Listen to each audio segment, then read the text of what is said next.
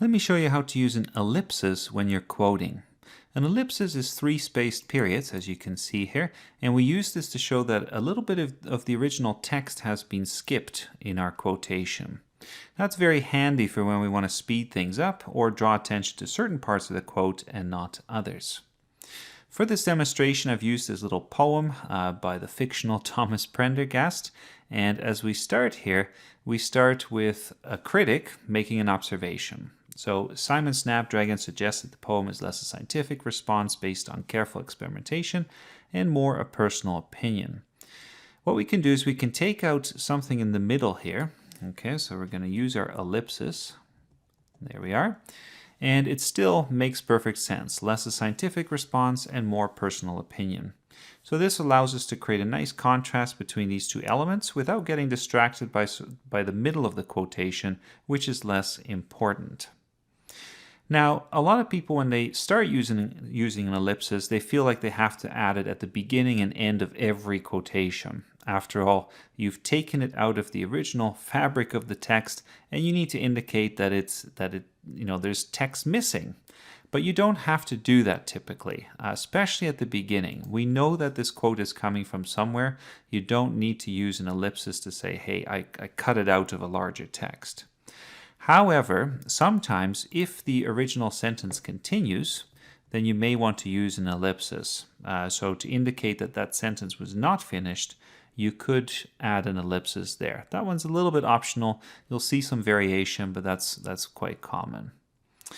In our second example, I want to show you how not to do something. So in this case, we might be tempted to get rid of part of this quotation. This is a quote from the poem itself.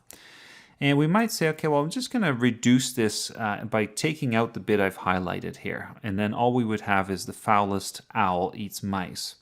Now, the problem with that is that we've changed the grammar of the poem. We've changed what these things refer to. And so be very careful that the grammar still makes sense and that you pay homage to the original meaning of the words. Okay, so be careful what you actually take out. It has to make sense and it has to be faithful to the integrity of the text.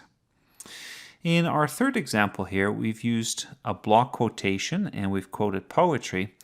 And when you do this, when you skip one or more lines in a poem, what you can do in a block quote like this is use an entire line of periods, and you kind of line it up with the average length of the other lines, and you just put all these periods here. Sometimes what happens is that the punctuation just before it may need to change. So in this case, the colon doesn't make much sense anymore because what the colon introduces here, we've actually skipped. So you could leave the colon out. Okay. You could also add an ellipsis right after to indicate that you have left something out, but I probably wouldn't do that. I would just leave the colon out as the colon is no longer necessary. But those are tricky situations, and I would leave that up to you, I think. Our last example is a longer block quotation.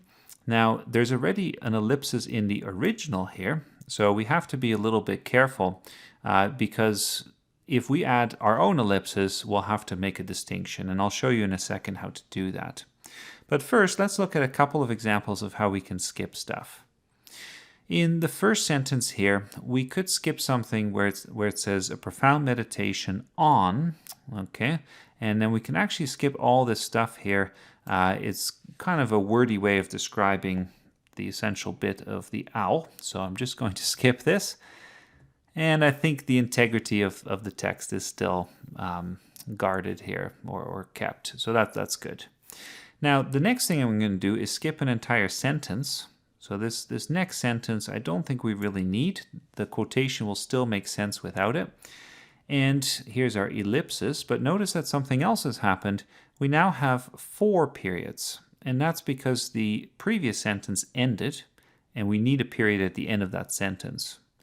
What you can see then is that sometimes you're going to have 4 periods for an ellipsis when you're skipping one or more sentences like this.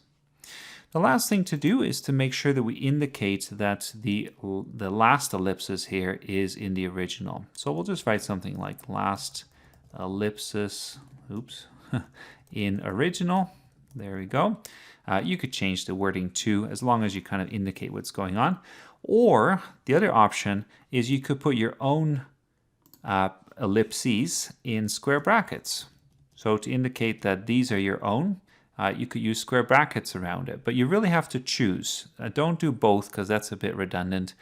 Pick one of the two options. Hopefully that teaches you how to use an ellipsis effectively. And I think you'll find it a very useful tool for chopping up quotations a bit so that we can focus on the essential parts.